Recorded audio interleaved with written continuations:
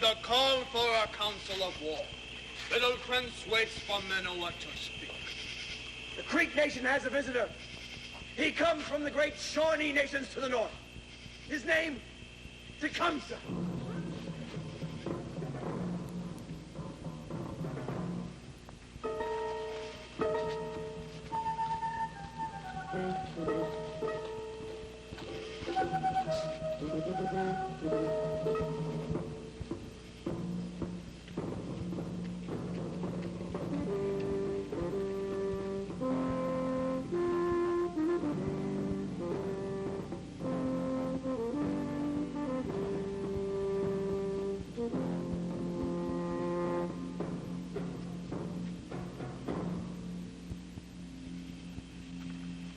Tecumseh now calls upon Little Prince, chief of all the Creek people.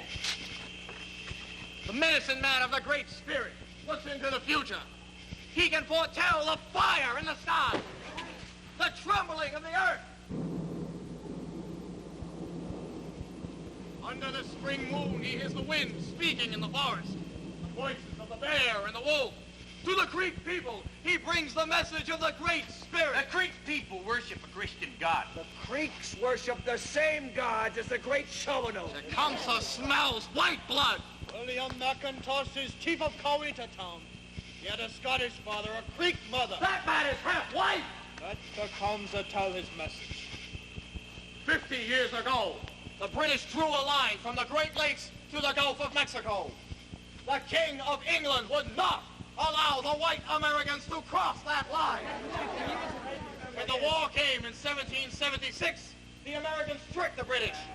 By lies and treachery, they drove out the redcoats. Tecumseh lies! Yes! Then they proceeded to cross the mountains into our land, the land of our fathers. Ohio, Kentucky, Georgia, Alabama territory, your land. Tecumseh speaks the truth. Now the great king once more sent his army to deliver the red man. Let the medicine man speak. He who hears the language of the thunder. He who sees the fire in the sky.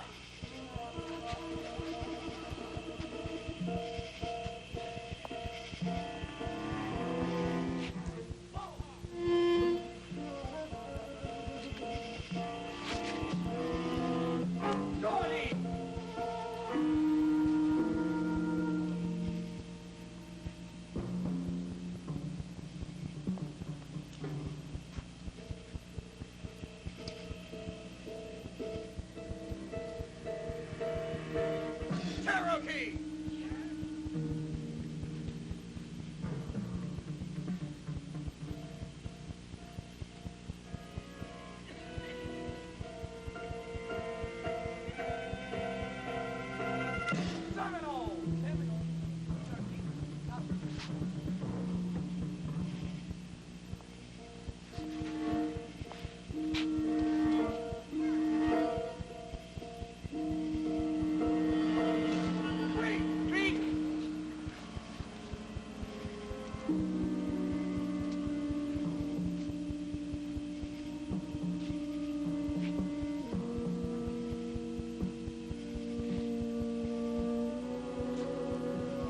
What does the medicine man say to us?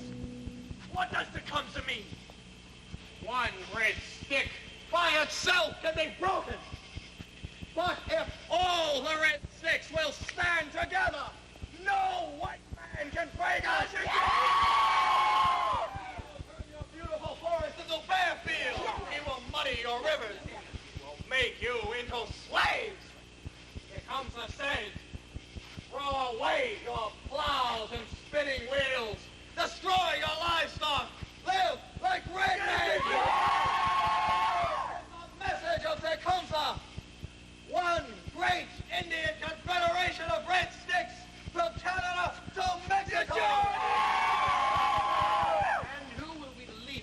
great confederation. One of the wise old chiefs of the Creek Nation, Cherokee. A Seminole. Here comes the races out of Ohio like a red fox. He stages a demonstration to impress the people. So it becomes the can be king of all the Indian nations. He is lying. White blood is lying. Well, that becomes to tell us how the leader will be chosen. Will the people vote? That is not the point. Oh, but it is. Now, Creek people are going to fight and die. They deserve to know who their leader will be. Yes, tell us. Answer our question. Not listen to this white man. We must unite into one great Indian confederation or be destroyed. Let the principal chief reply. What do Cherokee say? Will Cherokee join to come? Cherokee do not speak for Creek Nation. Oh, here comes the digest question. Well, that means the Cherokee refused to join you. Menoa and the Upper Creeks will fight the white Americans. Listen to me. Listen to the western side tonight, and you will see a sign from the gods. There will be lightning in the sky tonight, not because Tecumseh says so, but because the storm is coming. Listen to me, chiefs and warriors and patriarchs of the Creek Nation. If we fight against the white Americans, we will surely die. No, do not listen to him, my brothers. He's trying to trick you. The government gives him money, so he'll force you to give up your home. See this? His name is so much. He and his father lived along the Okogie River until the white man came. They destroyed his home and then put out his eyes with burning sticks. Now let William McIntosh bring back Tamashi's eyes. Nobody can do this. See, that is what I keep telling you. We cannot fight the white man. Our people must move away from this hot ground of Georgia and find peace. Peace. Peace with a white man? That is a foolish dream. The Upper Creeks are not cowards. We will fight for our land. Do not be swept off your feet by this cold wind from the north. You people, you live in comfortable houses. You grow crops and raise livestock. You wish to die in battle. Beware, my brothers. This half-white, he'll destroy the Creek Nation. Menoa is willing to start a war with the white settlers so he can have an excuse for destroying them. Father!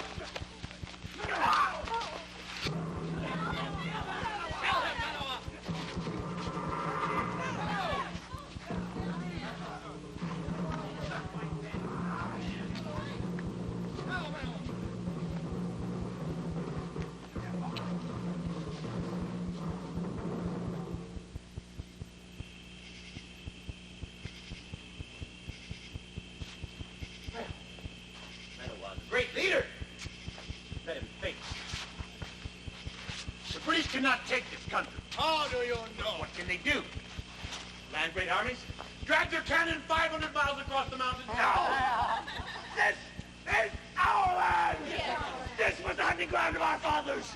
This is our sky, our blue waters, our pine groves! Menoa loves his land. He loves his people. He will not surrender like a cow. It's now time for Menoa to look around. Our world is different now. Our land is disappearing and we cannot stop it. Soon Mississippi and Alabama will join the American Union. If Menoa loves his people, he will get them away from here. He'll flee them to the west. That will give us time. Time for what? Killings. What does this say? The little prince read it aloud. McIntosh knows little prince cannot read marks of white man. Well, can someone read this for us? Who will volunteer? Menoa. Well, that's why we need time. To learn to read and write. To build schools and churches. Then we can join the Americans. Only a sick dog would lie down to be stepped on. Menoa says no. Why should our people fight the battles of the white? Part with the British, part with the Americans. Our towns in ashes, our fields buried in the sun, our cattle and livestock destroyed. 100 years we've heard this. 1,000 times we've heard some white blood whisper, keep peace. Run away! Be cowards! Time has come to stop the white Americans!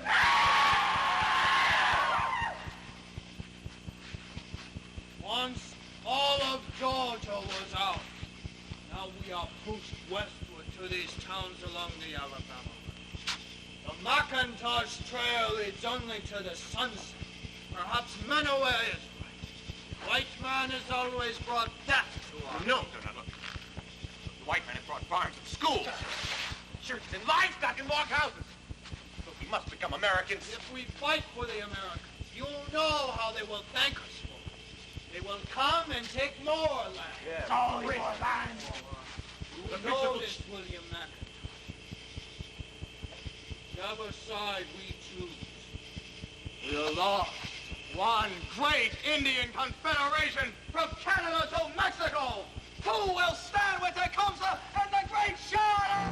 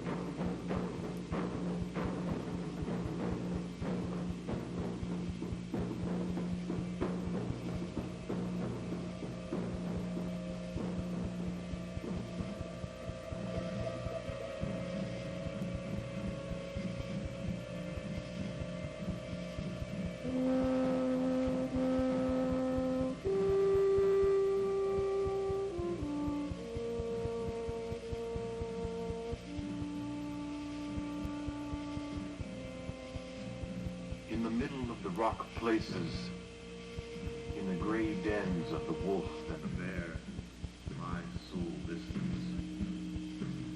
I walk with my people, down the green forest, the sound of soft footbeats on the dry leaves, on the yellow sand by the water.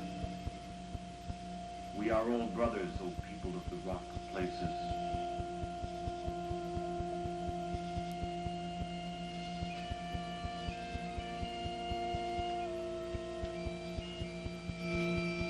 What would you do, Father? How would a good Scotsman solve this? Take a vacation back to the Highlands of Scotland? Go off to Savannah for a month?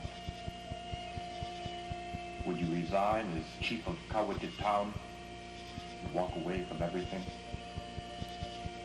Or would you fight for the American democracy against your own people? Your wife's people, my mother's people. My mother worshipped the spirits in these forests, in the rivers and clouds and the misty autumn fields. You were a strong man. She was a strong woman. Yet neither of you left me an answer.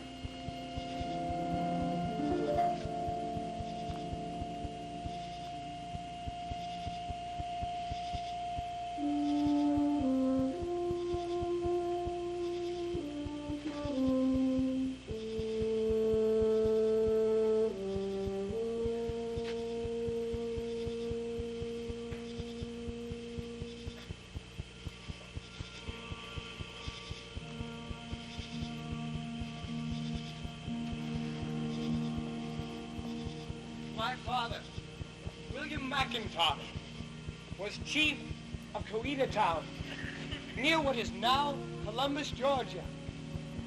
His father had wedded a Creek woman, so my father stood between two worlds. He felt a deep devotion for his people. Somehow, the Creeks had to be turned to civilized ways.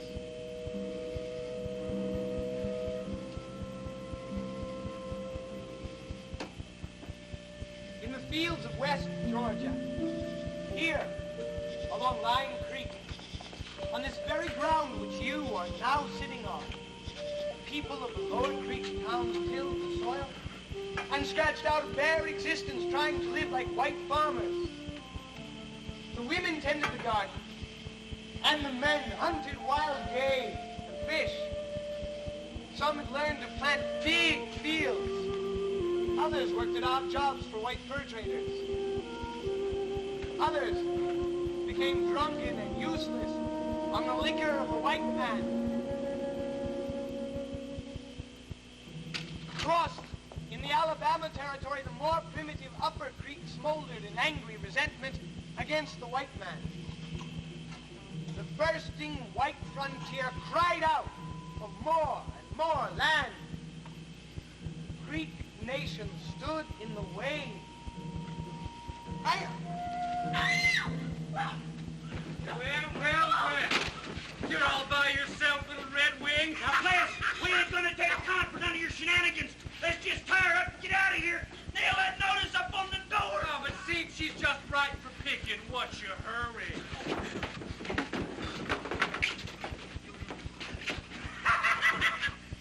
Now you can do that out on the trail. We don't want to hang around. Give them time to move out before we send this little one back to them. Hear that, little lady? This here notice says this property for sale, $200, all signed by Squire Jenkins. Just so they'll agree to move. We're taking you along as a hostage. You can spend a few days at my house. This property belongs to William McIntosh. Woo! How it's a town. Now you're not going any place. My dang, she's a feisty little thing. Players, up to her hands, you gag her mouth so she won't be swallowed. Anybody home? Jane, you home? Bound to be home. The lights are on. Jane, we brought you the fresh pork. I wouldn't be a hog today. Jane, are you in there? We just butchered a hog. Hey, Come right in, Miss Barlow. Henry. We don't want to buy nothing this evening, but we're always happy to see you.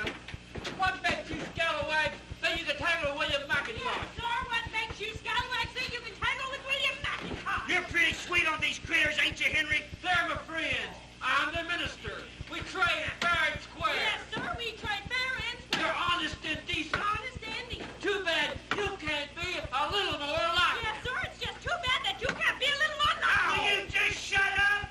Now, you done called us scalawags and scoundrels, and I don't like that. I just better learn you to respect representatives of the state of Georgia.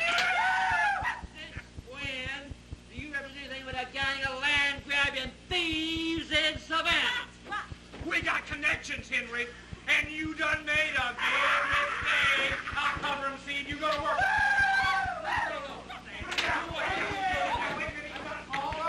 We got authority out of Savannah. Shut up! Move! Hey up! You all right, Jane? Yes, Father. We got an order here from Squire Jenkins. We're gonna pay $200 for this property. I reckon you'll have to be moving out. Well, now, I didn't realize that's what you'd come here for, huh? Guess you leave us no choice, huh? Mr. Barlow, Chili, get some shovels. So what you aiming to do? I'll march you down to the river. And bury you in 6 feet of sand. Don't you know it, Henry? That the ants have a good meal. No, wait a minute, Chief. You didn't understand what Steve said. He says we was aiming on buying this property. We can always find us another piece. Shut up! Well, now, I reckon you leave me no choice. I'm going to have to get rid of you two one way or another. Now, Chili, I'll fetch a lantern and the shovel. Mrs. Barlow, you can stay with Jane till he gets back.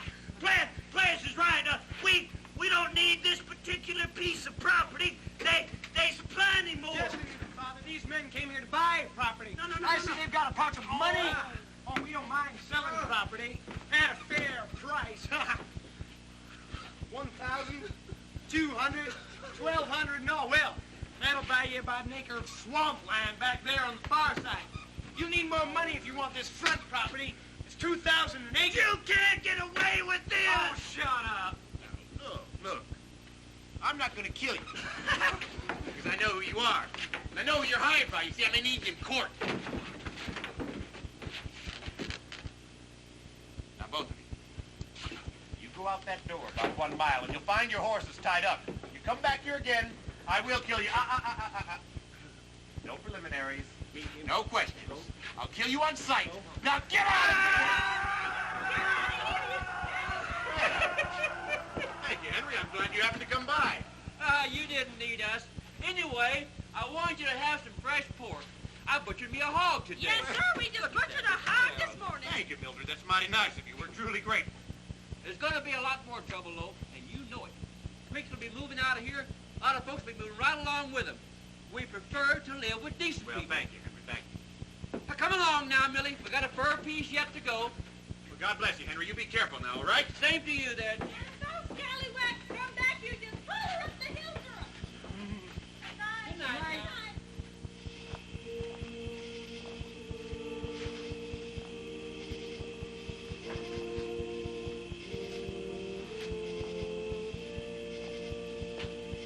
Well, soon we'll be moving away from here. Away from these soft Georgia hills. Moving west won't be easy. I pray to God that somewhere out there beyond the Mississippi, we can find peace, a new home. Soft woods like these. Evening sky.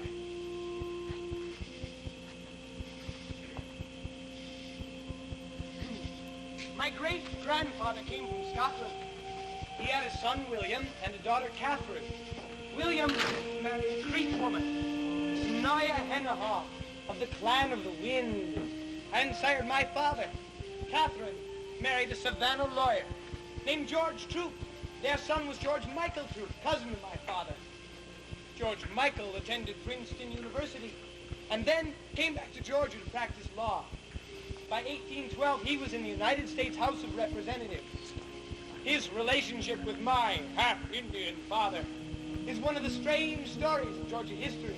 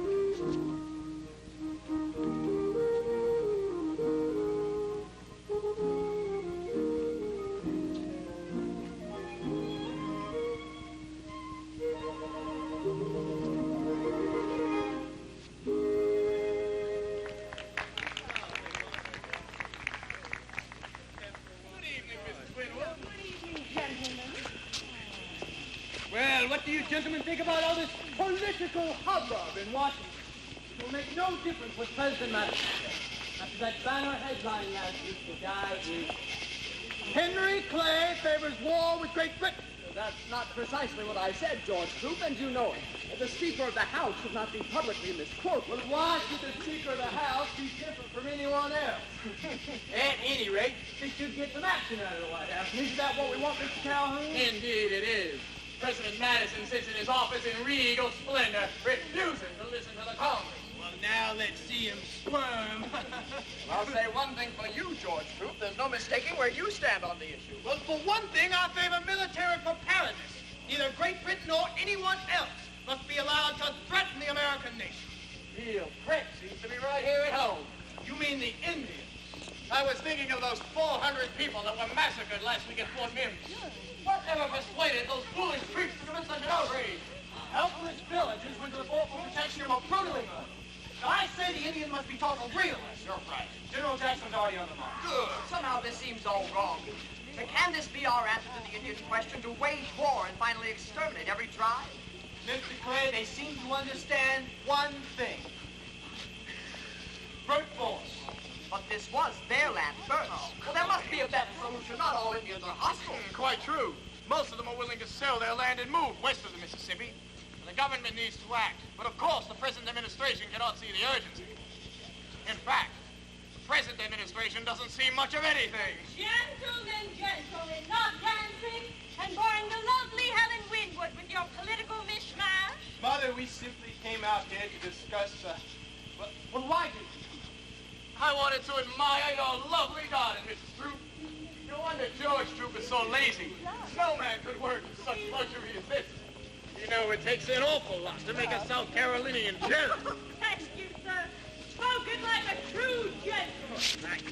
Mr. Clay, it is indeed an honor to entertain the Speaker of the House of Representatives. I wanted you to meet my nephew, George's first cousin, William McIntosh, my brother's son.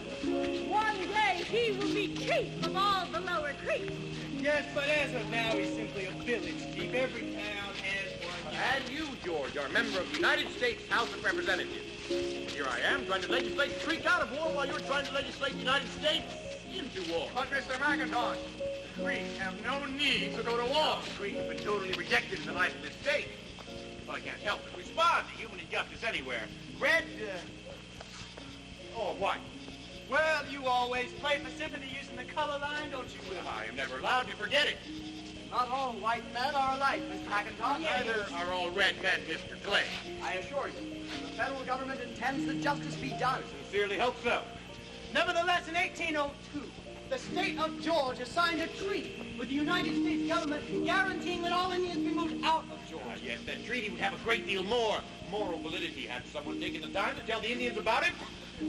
Incidentally, last year's Broken Arrow, the Creek vowed not to sell one more foot of land. The Indians have no valid claim, none whatsoever. All they need is a place to hunt and fish and sleep in the sand. They can do that west of the Mississippi. George, you're being perfectly horrible. William is your first cousin. Then let him try to act like a civilized human being. Oh, unfortunately, George, I am trying. Yes, William, you certainly are trying. Forgive me. Mrs. Winwood, could I persuade you to dance for the playing South Carolina? Well, I was just... That is, if I promise to return you to Chief McIntosh. No South Carolinian is ever plain, Mr. Calhoun. A little stodgy, perhaps. I thought you'd never ask. Mr. Clay, oh, excuse me, Mrs. Troop. Mr. McIntosh, if ever you get to Washington, if ever I can help you. Well, thank you. Thank you. Mr. Clay, young woman. William, I do have a few words of advice for you. Generally do, Aunt Catherine. First of all, I want you to abandon all this Indian business and come to Savannah and live like a normal human being. Now, how can I live like a normal human being? I'm half Indian. Oh, William, really? No one would ever guess, I assure you. I could, set you up in business. What kind of business? Well, what about the, fur trade? Then you could buy and sell with the Indians, make a fortune. The, second thing is to marry a white woman. Helena Winwood, perhaps? A rich widow, and she, simply adores you. That's silly. We only met 5 minutes ago. Take a woman's advice, William, and wife, fine clothes, a big house in Savannah. Why not? Well, as the Bible says, I must be about my father's business. Oh, and this Creek wife of yours, William, I think you'd better leave her. She died 2 months ago.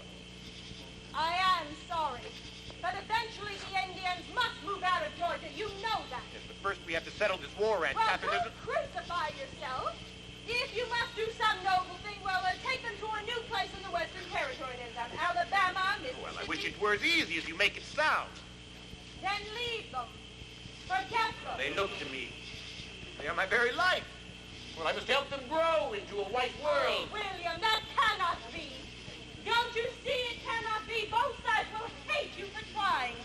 You will be destroyed. Oh, anyway, think about it. To change your mind. And above all, take a woman's advice and don't let Helen Winwood leave here tonight without... Well, without what? I don't know why men always pretend to be so dense.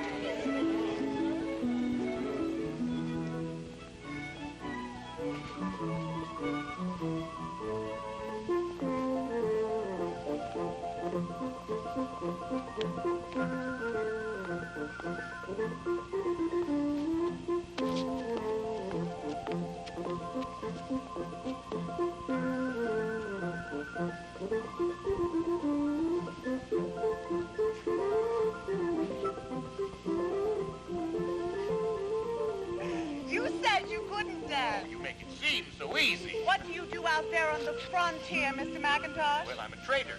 I travel the McIntosh Trail. What's that? Well, it's an old Indian trail that travels west from Georgia into Alabama Territory. It passes through Line Creek. Yes, but why do they call it the McIntosh Trail? Because you were a chief? No, because it leads west. You see, I've been urging the creek to move westward, so the trail west is the McIntosh Trail. It's an insult of a sort, but perhaps the trail is the path to civilization. A new life in a new land, something like that, huh? Your Aunt Catherine said you had a dream. Or a nightmare. The state of Georgia wants to get rid of all the Indians. The creek associates me with all of that. And you propose to stop the state of Georgia? Well, the creek will have to move. You see, I want them to be paid a fair price for their land. I want them to agree to sell, not to be forced to sell at any price. Then I want them to be allowed to move peaceably to some new territory. Now, George Troop assured me the Indians were being paid a high price. Yes, but I'm afraid my noble cousin has a rather cavalier notion of human justice. Nearly all white men do. They bribe some stupid magistrate to set a ridiculously low price. The Indians are forced to sell, whether they want to or not. Then after they sell, where do they go? Alabama? Mississippi? You see, the white man is moving west also. What happens when the Indian reaches the Pacific Ocean? Do you have a solution? Why, yes. The Indians must become a part of American society. You're not serious. Well, what would you suggest, Mrs. Winwood? I'll make them slaves?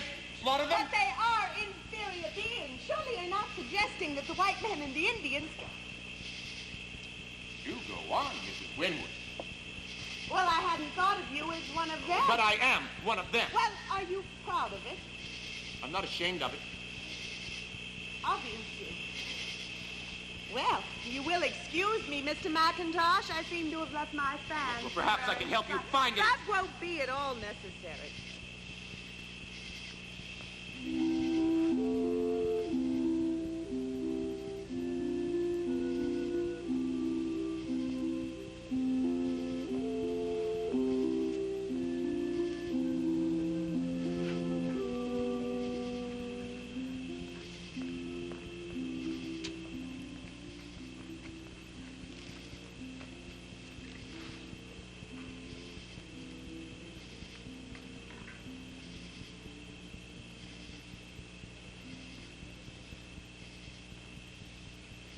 In 1812, the Upper Creek, led by Minoa, joined the British. Sir William McIntosh organized the lower towns. And for 2 long years, the Creek country flamed in civil war. Applauded and encouraged by the state of Georgia, the Indians had to go. Why not let the two factions kill off each other?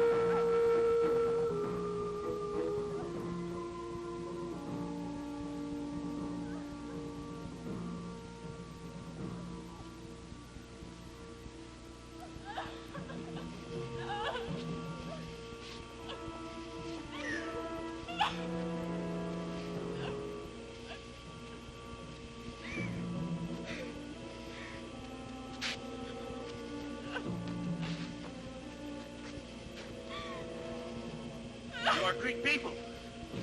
I know you. Your name is Talaka.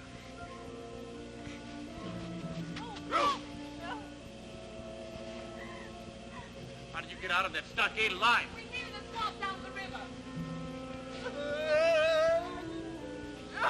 Dig a grave, bury the child. Never mind. We can do it. So can we.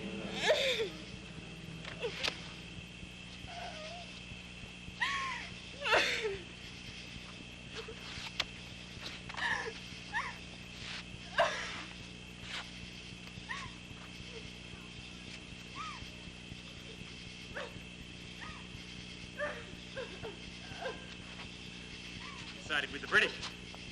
Why? My father Talaka does not side with the British or anyone else. You were in that stockade with the Upper Creek? White men took our house, our farm, told us to get out. We came to the Horseshoe Bend for shelter.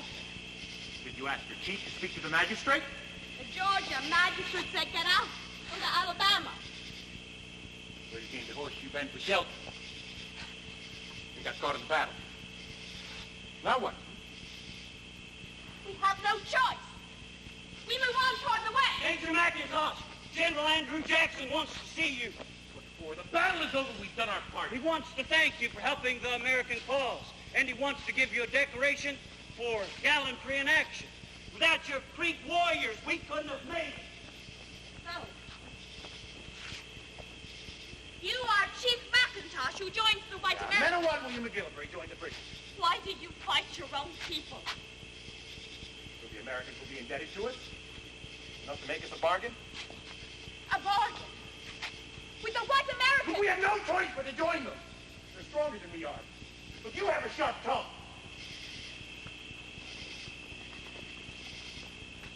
Wait. Look, let's not be enemies. Go back to Georgia and make a new home. I'll get you a horse and wagon. I'll find you a new piece of land. So the White Americans will take it away? No. You give me a horse and wagon and I will take my family west of the Mississippi into Indian territory. Horseshoe Bend. God, I only hope this battle has settled everything. The Upper Creek will never forgive the White Americans, nor you. Look, our people must move away from this land. But where? We will get nothing from the state of Georgia. I will go to the President of the United States and demand a new section of territory. How does the chief of Goweta Town talk to the President of the United States? Our cousin, George Troop. He will do nothing.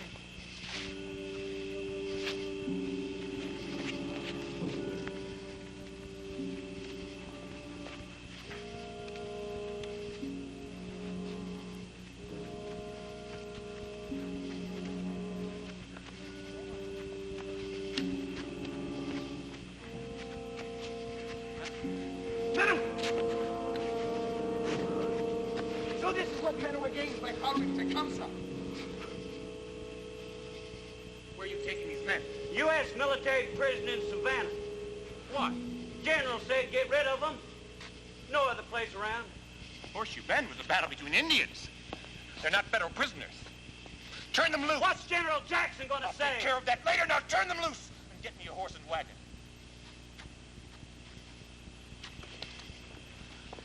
Now, William McIntosh is a great warrior. No, I need your help. What kind of help? Menawa is a great leader. Let him go back to his village and calm his people. Give us a chance to find some new territory. No ways from the white farmers, no quarrels with the white men. You give us 6 months. Menawa must promise.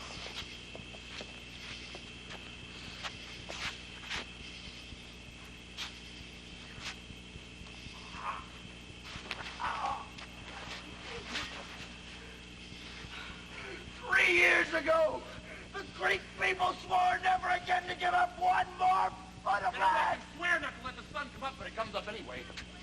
We have no choice but to make peace with the white man and bargain for new land.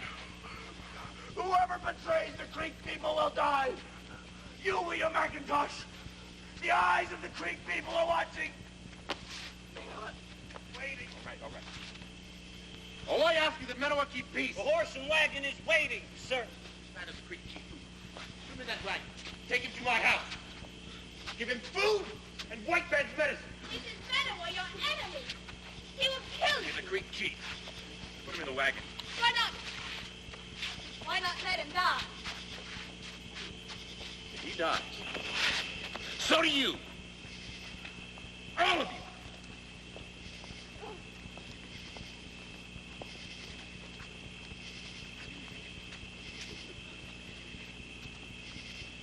Well, you're not like the others. You're a leader. Look, speak no more about running away to Mississippi. You're a Creek woman. Your duty is to stay here and help pull the Creek Nation back together. Which Creek Nation? His or yours? He wants us to be Indian, and you want us to be white. Well, which do you want to be? You expect a Creek woman to trust any white man? You want to live in the forest the rest of your life? Don't you want to become a part of the civilized world? To me, the most uncivilized world is that of a white man.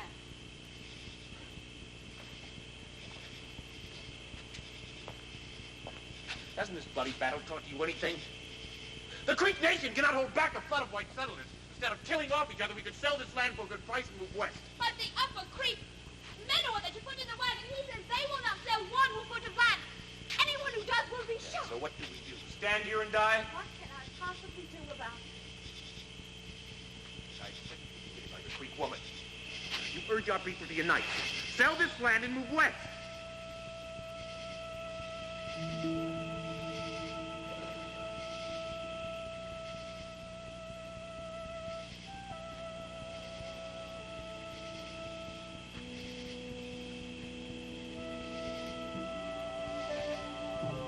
Your words crowd in my mind.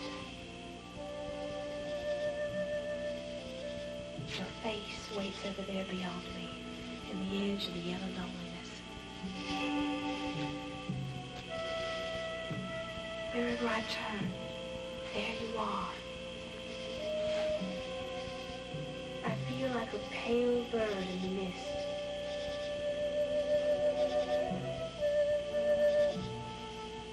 I'm not a Creek woman.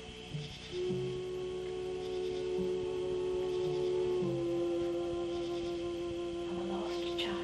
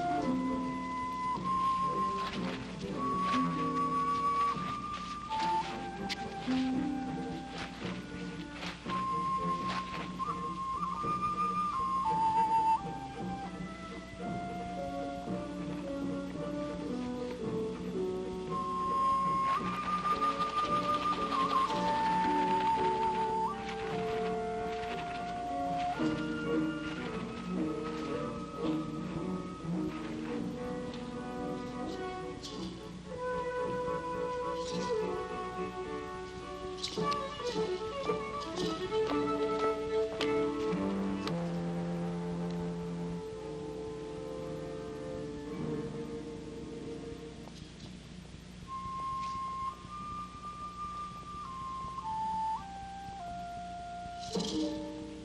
bursting white frontier cried out for more and more land.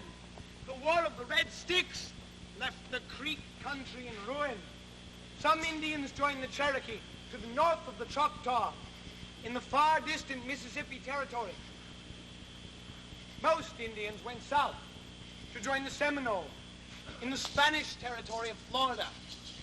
President Andrew Jackson demanded indemnity for the United States government, a little matter of 22 million acres of land in southern Georgia and western Alabama, for which the Creeks were paid about 4 cents an acre. The Creek nation was frustrated and sullen. Meanwhile, the quarrel with England was finished forever. It was now 1817. It was very lovely of you to have us to dinner, my dear. What is it? What's this stuff? What's this? Bean bread. Well, what's it made of? Sticks and mud? Chief McIntosh likes it. Every Indian likes bean bread. He's only half Indian, the rest is Scottish. Why don't you learn to cook mutton? Or at least haggis. Senator? After you. Yes. Well.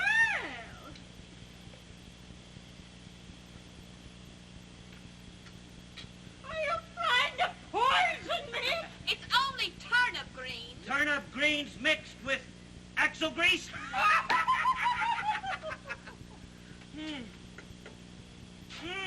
And what's this meat we're eating?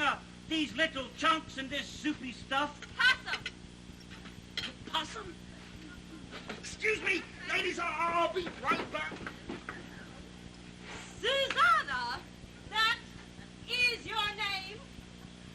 I hope Senator Barnes and myself have not made this little journey in vain. William is on his way back home from Florida. So you may be forced to spend the night in our humble abode. My dear Chief McIntosh is not a primitive Indian. He is half white. I don't know why he insists on staying in this frontier. But then you are good looking. I suppose you'll live out the rest of your life here in this wilderness, marry some Indian, have a parade of offspring, and eat this slop at every meal. In Savannah, In Savannah? you see. I could be what? Well, there's A cook? A washwoman? A streetwalker? I could be sold at an auction like a slave. You really hate white people, don't you? I hate being talked to like a piece of garbage.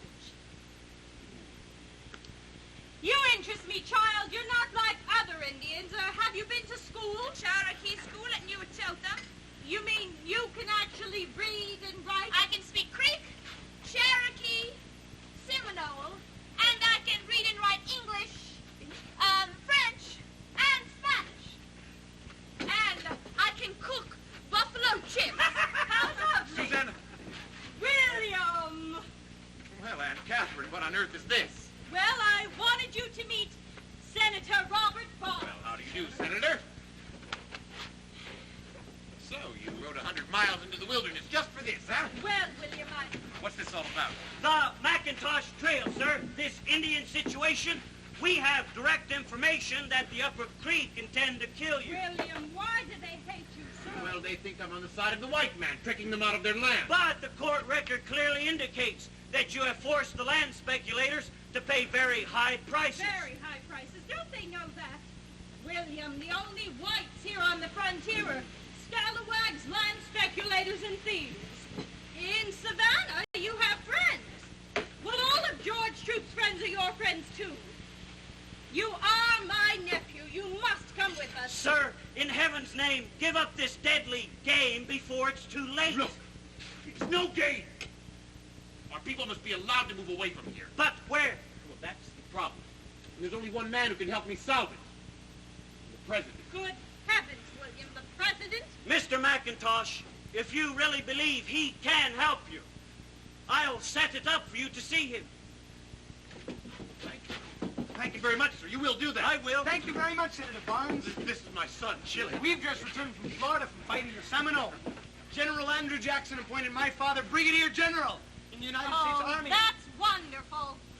But now the Creeks will distrust you even more. William, I want you to come with us. I want you to promise me you'll come to Savannah and stay. He can't go. The Creek people need him. They believe in him. Not all of them. And Senator Barnes, this is Susanna. Yes. Susanna fixed a charming dinner for the senator and myself. Well, William, what is this? Well, I've come back from Florida to ask Susanna to do me the honor of becoming my wife. Susanna, why don't you say yes? Yes. Well, Senator, I think it's about time we got back to Savannah. Oh, William, I do admire you, but you must leave here. Bring the young woman to Savannah at once. Marry her in the church. Come, Senator. Oh, Chili, will you, show us to the clearing? Senator Barnes, thank you.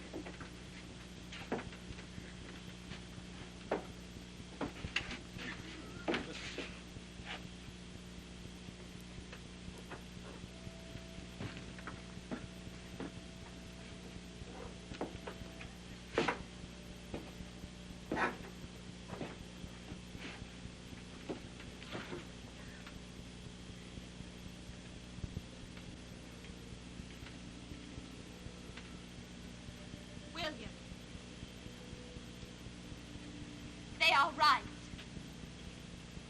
You must go. Susanna, I love you.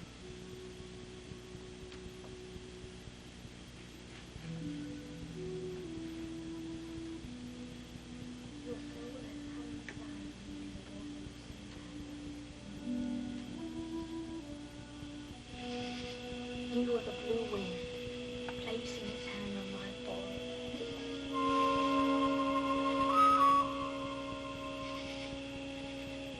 Taking my soul from your hands.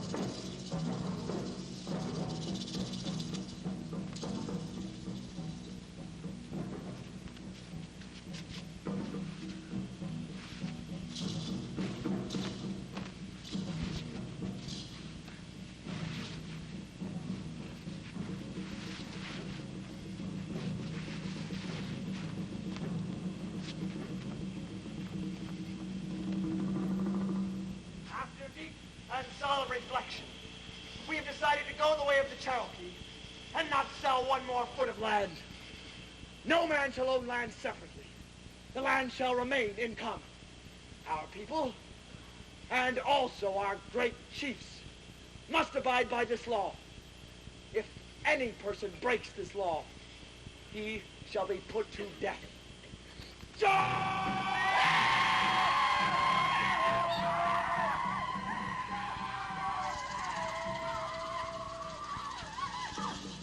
state of Georgia insisted that the Indians be moved out. President James Monroe conscientiously tried to aid the Creek, but this brought up the question of states' rights. Could the federal government tell a sovereign state what it could or could not do? The Union, after all, was barely 30 years old, and the state of Georgia was much older. This bothersome question of states' rights was destined not to be settled for the next 41 years until 1865 at the courthouse in Appomattox County, Virginia. It was now the fall of 1824. Also, President Monroe, as you know, Governor Troup has instructed me to say that the sovereign state of Georgia cannot, will not, countenance the continued flaunting of the Treaty of 1802 by agents of the United States.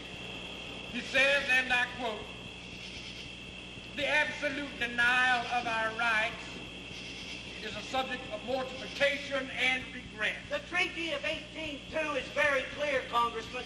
The United States government will remove the Indians from Georgia, but it must be done peaceably and on reasonable terms. Senator Barnes, we are dealing with savages. You speak of buying their land. Why, that is ridiculous. Mr. Varney, Indians have possessed those lands for 1,000 years. They are human beings. And as a native son of Georgia, I am appalled at your outrageous attitude. Are we to understand, then, that the federal government is refusing to honor its agreement with the state of Georgia? Mr. Varney, I do wish you'd calm down and stop this eternal threatening.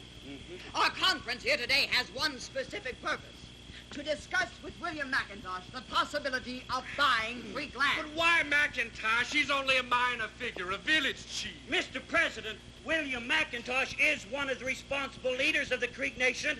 McIntosh is a brigadier general in the United States Army, and he is responsible for establishing the Creek Code of Laws in 1817. Senator, he is no more responsible for the Creek Nation than I am. Now, in West Georgia, a few tribes are loyal to McIntosh. The main body lives across in Alabama, and they hate him because he fought against them in the last war. Well, don't you people know these things? We do now, Mr. Varney. But if the state of Georgia wants that Indian land, and if your governor, George Troup, has any sense, he'll latch on to William McIntosh. He's the only man who stands a chance of getting those Creek out of there.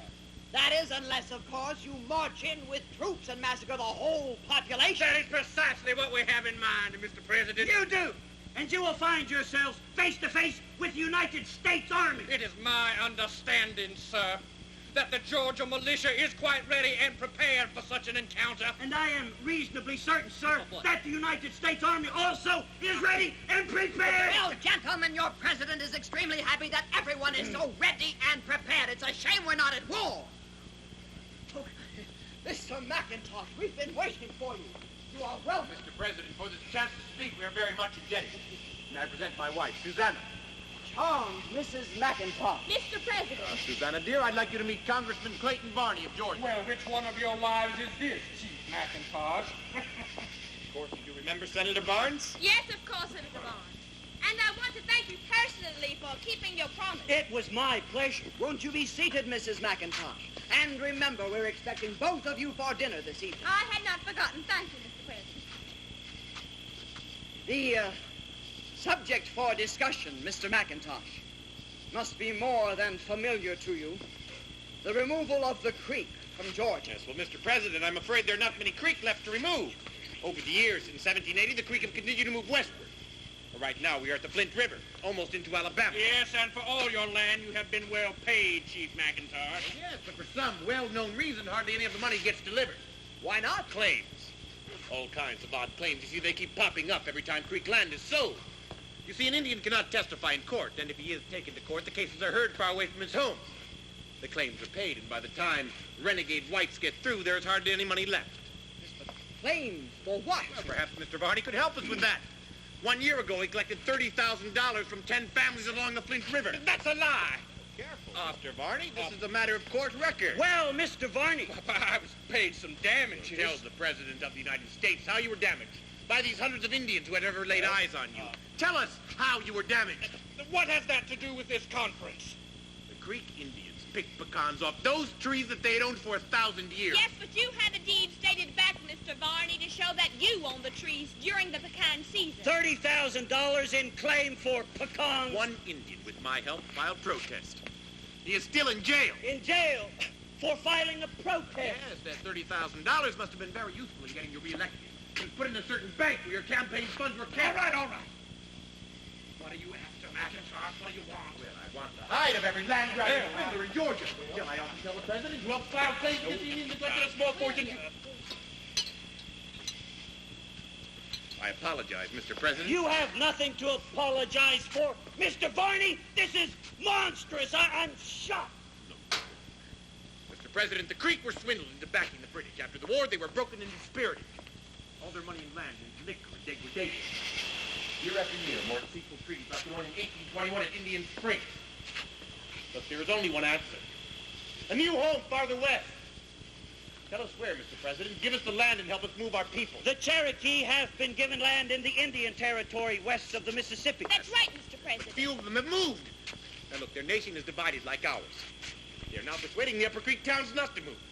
Then it would seem that the Upper Creek must look upon you as an enemy, Mr. McIntosh. Yes, a great Oh, they also say he accepts bribes. But I happen to know that all his money goes to help the people move. Mr. President, what about the land along the Arkansas River in Oklahoma Territory near Fort Gibson, a settlement called Muskogee? They tell me that's very good land, Mr. McIntosh. If you will arrange for your people to move, we'll give you that land and the money and make no claims against you. It's a bargain, Mr. President. Thank you. Well, there's so much to be done. I'll have to send someone to East Village to make the proper arrangements. We'll appoint agents to help you to make it official. Mr. Varney, take this information to Governor Troup, telling for me that if he can hold his temper a little while, perhaps Chief McIntosh can solve this problem. I'm sure he can, Mr. President. Mr. Well, I President. can't help being afraid for you, Mr. McIntosh. His life will not be worth 2 cents. Well, this thing has to be done. We'll speak more about it at dinner. Mrs. McIntosh, you may expect a carriage promptly at 5. And we will be ready, Mr. President. Barnes, you and Varney come with me and we'll discuss agents to assist McIntosh. As a gesture to your Governor Troup, I suppose I should inquire if you have any suggestions, Mr. Varney. Well, there is a man named Campbell, Duncan G. Campbell, lives at Fort Campbell, Wilkins. never heard of him. Anybody else? We probably should stand a dozen. William, do you feel some great loyalty to the United States, to the government? Well, of course. Why do you ask? We could go to Clan Catan and to Scotland. Yes, and leave all those thousands of Indians hiding out in the woods of Georgia and Alabama, wondering what to do, where to go. William, you owe something to yourself. And I owe you a great deal more. Now, they're my people, Susanna. I can't just walk away from them. Well, they look to me for food, protection. I even decide their future. But this is a white world, Susanna. The Indians aren't ready for it. I pray to God we can get them ready before they're totally wiped out. But I'm afraid of Manawa. Afraid of white scoundrels like Duncan Campbell. I'm afraid for you. President Monroe was afraid somehow they will trick you. William, this man Barnes. Susanna, the government of the United States is on our side.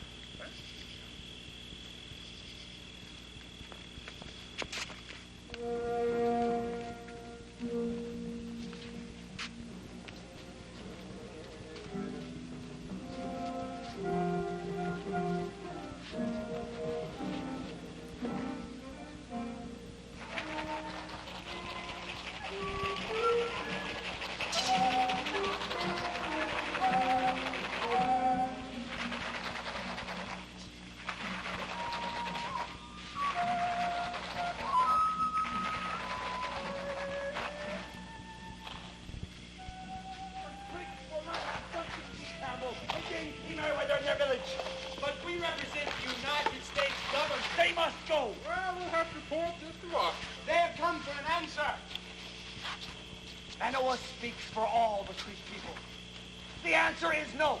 We will not sell any more land. Not one more inch. And we will not move to the west.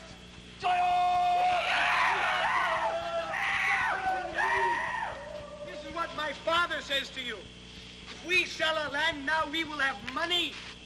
The President of the United States promises us land in the new territory.